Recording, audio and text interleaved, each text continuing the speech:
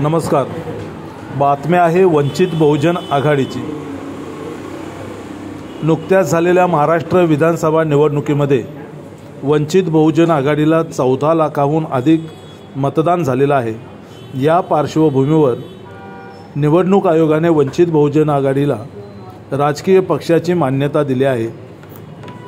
आता आज 10 डिसेंबर 2024 रोजी झालेल्या वंचित बहुजन आघाडीच्या बैठकीमध्ये वंचित बहुजन आघाडीचे राष्ट्रीय अध्यक्ष व कार्यकारिणी नियुक्त करण्यात आले असून राष्ट्रीय अध्यक्षपदी ॲडव्होकेट प्रकाश तथा बाळासाहेब आंबेडकर यांची निवड झाली आहे. या कार्यकारिणीमध्ये डॉक्टर अरुण सावंत, अरुंधती शिरसाट, अशोक सोनोने, दिशा पिंकी शेख, आमदार किसन चव्हाण, प्राध्यापक किसन चव्हाण, डॉक्टर क्रांती सावंत, महेश भारतीय, डॉक्टर नितीन ढेपे, राहुल गायकवाड, सविता मुंडे, सुजाता बलदेवकर आणि सय्यद खतीब नतीकोउद्दीन आदी मान्यवरांचा या कार्यकारिणीमध्ये समावेश झाला आहे.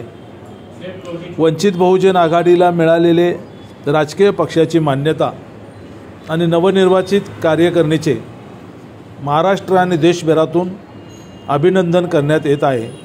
धन्यवाद.